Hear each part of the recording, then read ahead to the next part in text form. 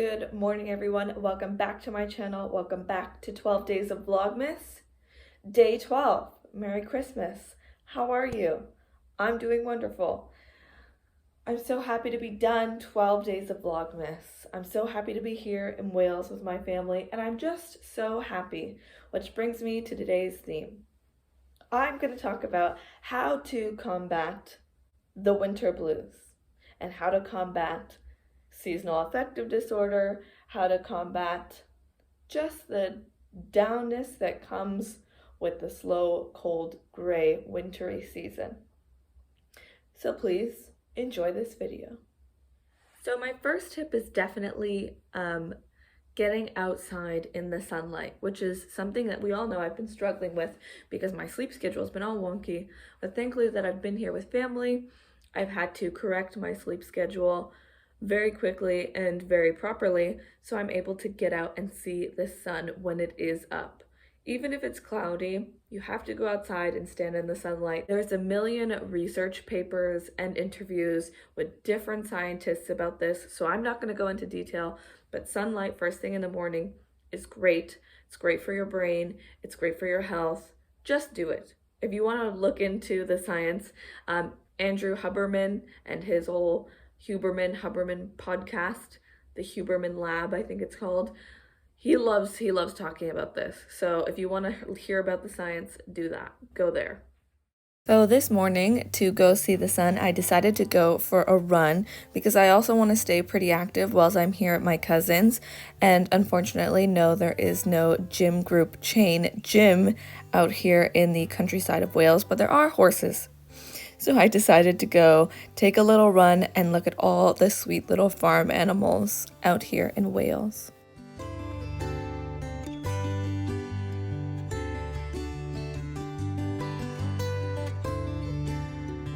Hello, Mr. Sheep. I guess you're Mrs. Sheep. Hi, Mrs. Sheep.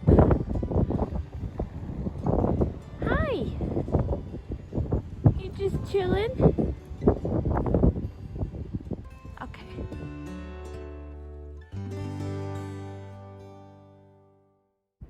Let me start off by saying Wales is not a beginner-friendly running route.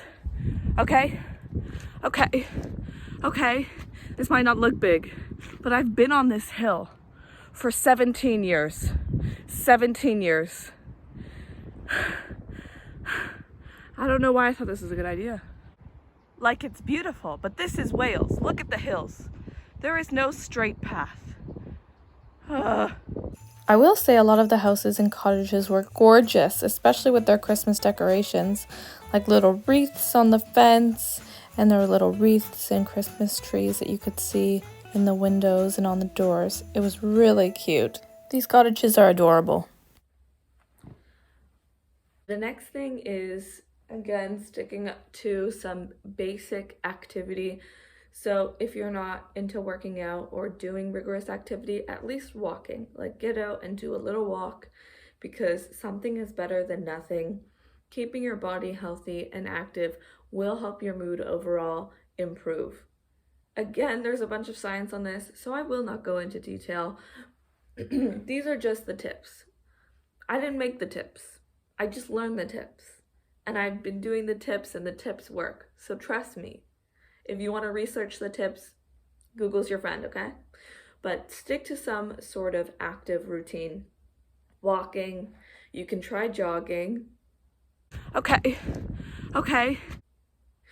Or running, weightlifting. You could do a sport, like, what's a good sport? Soccer. What's a wintertime sport?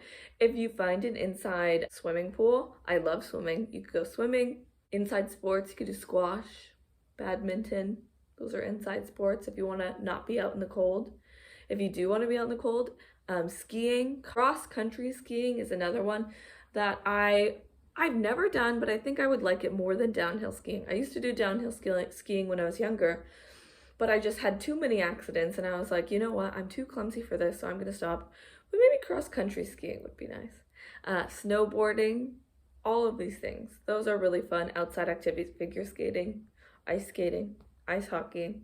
You get the picture. Do some activity. Get out there and do some activity. Take vitamin D. That's the tip, full stop. Take vitamin D. The next tip, don't self-isolate.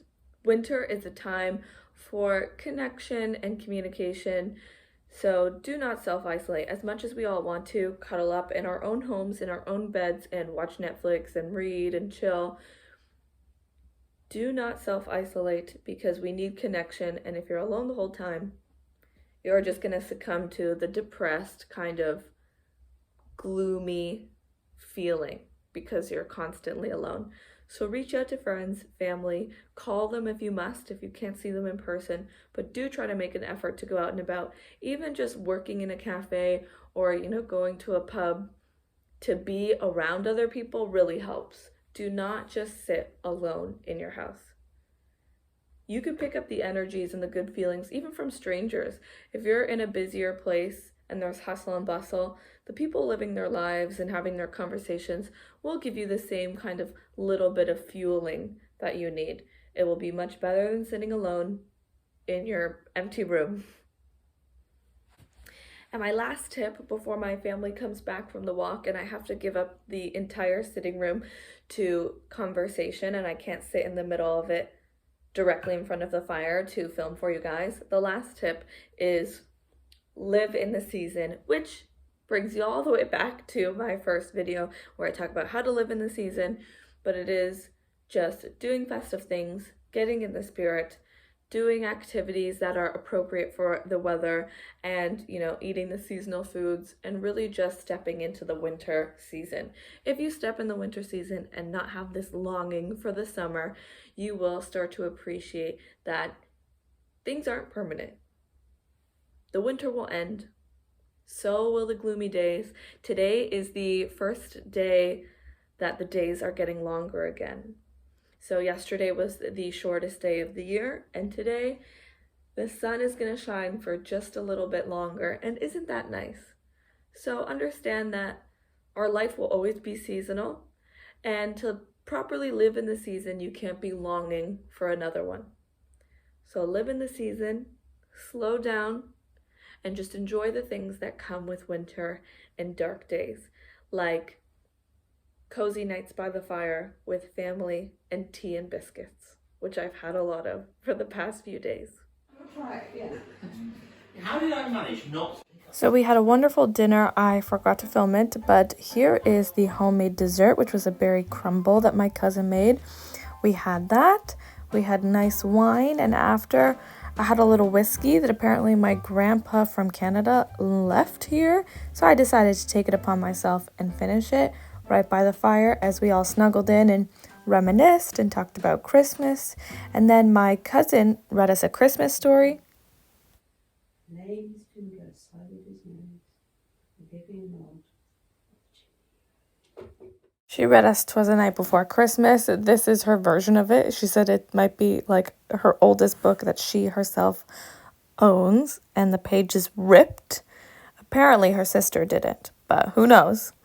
Also, Lawrence brought out all of his play cars and toys from his childhood, which I used to have some of these too, so that was so cute, and we were playing around with them. We felt like a bunch of kids.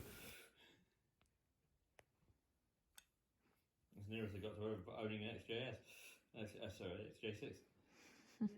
And it was Christmas Eve night, and it was time to get in the bed and wait for Santa to come tomorrow. So that is what I did. And of course, since I have this lovely setup, I will film the outro now. Thank you guys so much for watching. Thank you for doing 12 days of Vlogmas with me. I really appreciate all of your comments, all of your likes, everybody who's subscribed. And if you haven't subscribed, get in there, because I will be going back to doing my weekly uploads.